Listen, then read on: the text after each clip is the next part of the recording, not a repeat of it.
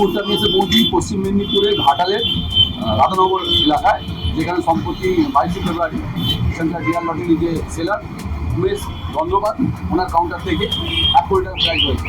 বিস্তারিত আমরা ওনার কাছে দেখেছি। নমস্কার দাদা, লটারি সম্পদের তরফ থেকে আপনাকে জানাই স্বাগত।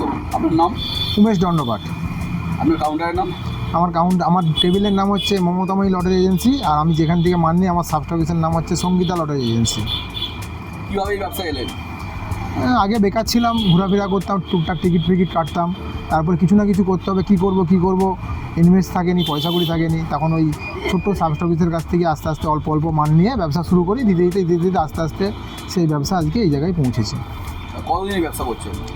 প্রায় 2014 সাল থেকে করছি, মানে প্রায় 12 বছর। এখন বলতে আপনার কাউন্টার থেকে কী কী প্রাইজ হয়েছে?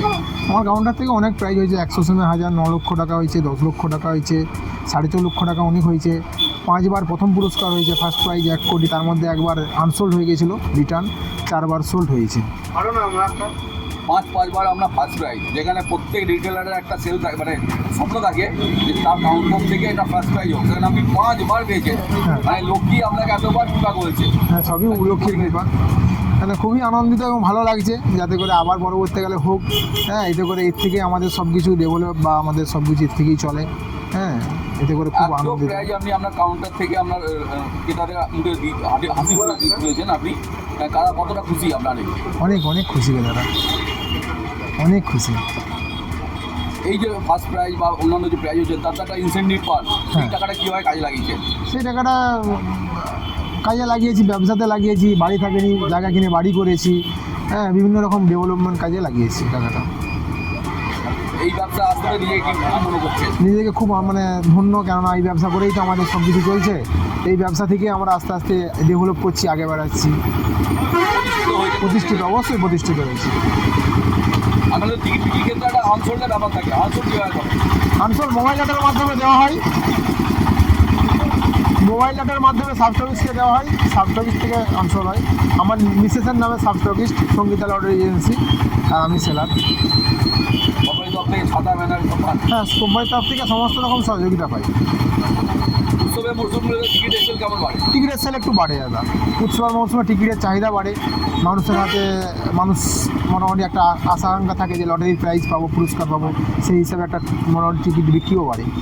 একই সাথে একটা প্রশ্ন থেকেই থাকে যে আপনাকে দেখে আপনার এলাকার যে কোনো ছেলে এই ব্যবসা যদি আসতে চায়, তাকে আপনি কীভাবে হেল্প করবেন? অবশ্যই স্বাগতম। আমরা পূর্ণ সহযোগিতা করব, যাতে করে সে ব্যবসা করে ডেভেলপ করতে পারে, যেমন আমরা করেছি। এখানে একটা রুজি রোজগারের জায়গা আছে। হ্যাঁ, ইনভেস্ট কম, কিন্তু ডিয়ার কোম্পানির যে সহযোগিতা, সেই সহযোগিতার সঙ্গে যদি আমরা চলতে পারি, আমরা মোটামুটি ডেভেলপমেন্টের দিক দিয়ে এগিয়ে যেতে পারবো। আনলিমিটেড রোজগারের জায়গা আছে, কখনো 500 টাকা হতে পারে, কখনো 5 লাখ টাকাও রোজগার হতে পারে।